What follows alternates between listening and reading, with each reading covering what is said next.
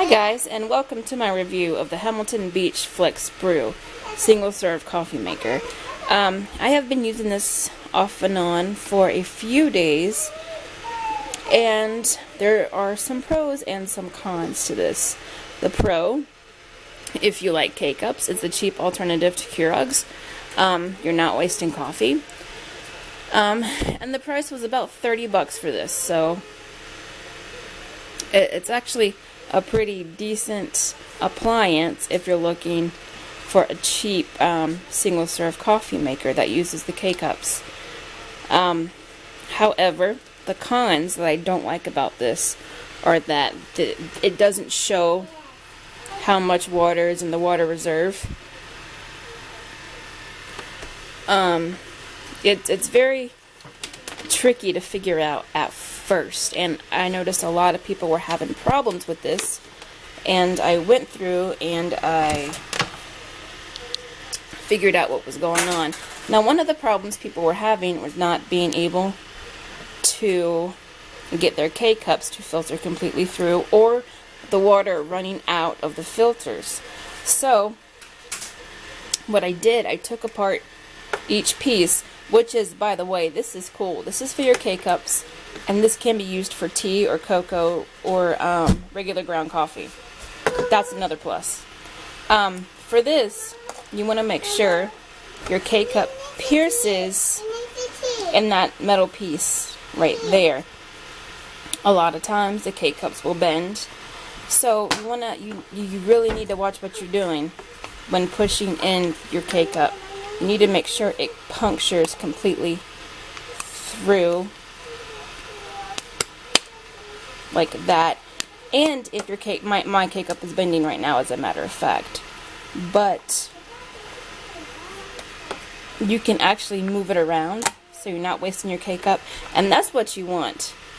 You need to make sure that happens before you put your K-Cup in. Before you put the K-Cup tray back in your FlexBrew machine. It's not too difficult to figure out, but several people were having issues with it, so I thought I would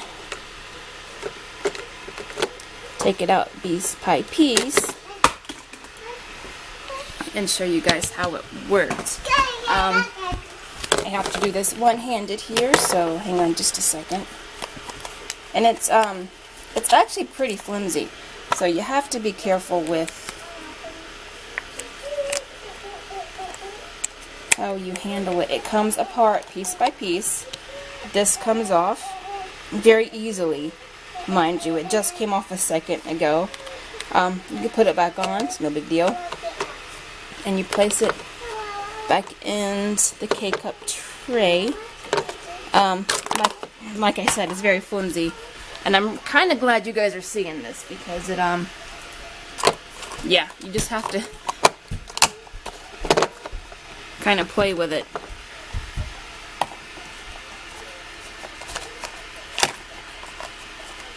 But once you actually get used to how to finagle the K-Cups, then you should be all set. Now, another issue we were having is that when you slide the K-Cups back in to the reserve, they would constantly bend. So you have to make sure your K-Cups don't bend as you put them inside. Once you get it in, all you have to do, select the on button and make sure this is punctured down so your K-Cup, to the top of the K-Cup, gets punctured. It does take a few minutes, but once you do learn the ins and the outs of your machine, you really shouldn't have too many problems with this product. I don't regret the purchase. It was something simple, something that we were looking for.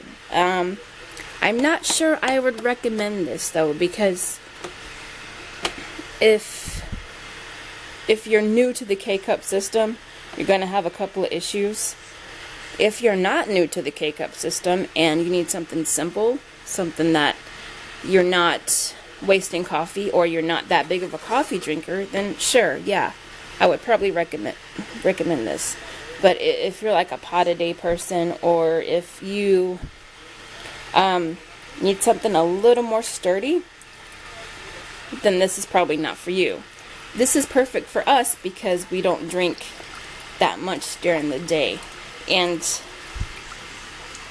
as you can see, it's coming out just fine.